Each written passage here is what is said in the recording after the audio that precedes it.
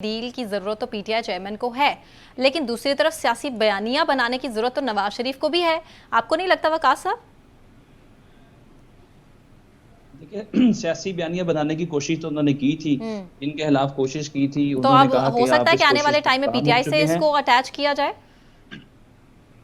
बिल्कुल किया जाए। मैं जब पहले नवाज शरीफ की बात कर रहा हूँ कि जो उन्होंने कोशिश की थी, उनकी कोशिश को उधर ही नाकाम कर दिया गया और फिर उसके बाद उनको कहा गया कि अब आप ये दोबारा कोशिश ना कीजिएगा ताकि आपका जलसा भी कामयाब हो सके और आपकी प्रोडक्टिव बेल भी लेती जाए। अब यहाँ पे अगर कोशिश की जाती है तो अल्टीमेटली बहुत सारे बयानी हैं, बहुत सारे प्रोस्पेक्टिव है, नारे हैं, वादे हैं, दावे हैं, अगर वो ज़ेरे ज़मीन दफन हो जाते हैं तो फिर सियासत भी जो है वो दफन हो जाएगी। अल्टीमेटली ये सारी की सारी जो चीज़ें की जा रही है। लेकिन दूसरी आप जो बात कर रही है मुज़ाकरात, इस मुल्क में हमने देखा कि पीडीएम के अंदर तमाम जमातें इकट्ठी बैठ गई। कभी यही जमातें थी एक दूसरे का सीना फाड़ के, कलेजा फाड़ के, पेट फाड़ के पैसे निकालने की बात करते थी, सड़कों पे घसीटने की बात करती थी और एक दिन ऐसा आया कि साथ बैठे एक का वजीर खारजा है, एक का वजीर आजम है।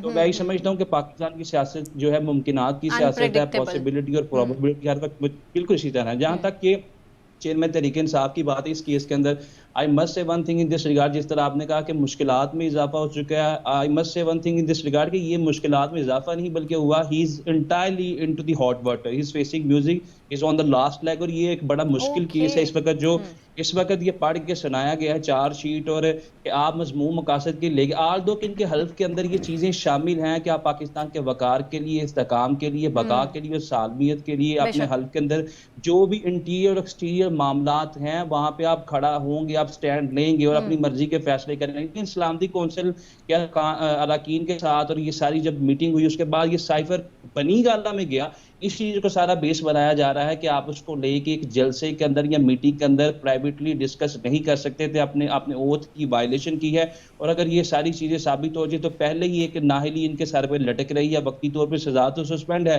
लेकिन नाहल है। लेकिन आपको दूसरी चीज ये भी देखनी पड़ेगी, जो मुज़ाकरात की इनको इकट्ठे बिठाने की बातें की जा रही है, नवाज शरीफ साहब भी नाहल है। सिर्फ वो 5 साल की नाहली नहीं है बल्कि उसके अलावा अल अजीजिया केस के अंदर 7 साल की सजा है, एवनफील्ड में 10 साल की सजा है और नैब का कानून बड़ा वाज़ेह है, सेक्शन 9 में जिसको सजा होगी सेक्शन 15 के तहत वो 10 साल के लिए नाहल है, वो कंटेस्ट नहीं कर सकता। अगर जज अरशद मलिक ने जो जिस केस का फैसला दिया था 7 साल की सजा दी थी, कन्विक्शन अगर वहीं पे रहती है या 10 मोहम्मद बशीर साहब ने सजा दी थी एवनफील्ड में 10 साल की, वो भी कन्विक्शन सस्टेन करती है तो वो कैसे कंटेस्ट कर सके? इट मींस कि पाकिस्तान के दो बड़ी जमातों के सरबराह दोनों इस वक्त नाहल हैं और अगर इलेक्शन एक्ट फरवरी के के तहत अंदर या जनवरी के अंदर इंतहा इलेक्शन एक्ट के तहत तो नाहली की सजा 5 साल कर दी गई ना।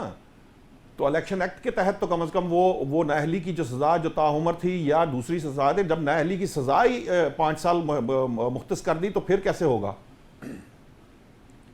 देखें दे जो इनकी अल कानून अजीजिया इस की हवाले अपीलें से हैं वो तो वकास भी साहब ये क्या पेंडिंग कहते है। हैं? जी अब जी। अल अजीजिया की और एवरफील्ड की जो इनकी अपीलें हैं वो तो पेंडिंग है। जी। Appeal is the continuation of state until unless इनका केस वो फाइनली डिसाइडेड नहीं होता और वो वक्ती तौर पे सस्पेंड हुई थी, वो दाखिल ठीक। दफ्तर हुई थी। नवाज शरीफ साहब ने कहा था कि मेरी एब्सेंस के अंदर फैसला किया जाए। इस्लामाबाद हाई कोर्ट ने कहा था कि इसको अर्जन कर दिया जाता है, इसको सैनिटाइज अर्जन तब तक जब तक वो खुद नहीं आते, प्रोड्यूस नहीं करते। और उस केस के अंदर मेरे ख्याल में कल वो पेश भी होने जा रहे हैं। तो अगर वो कन्विक्शन इनकी इंटैक्ट रहती है तो फिर अल्टीमेटली इसको ये इम्प्लीकेशंस फेस करने ही पड़ेंगे।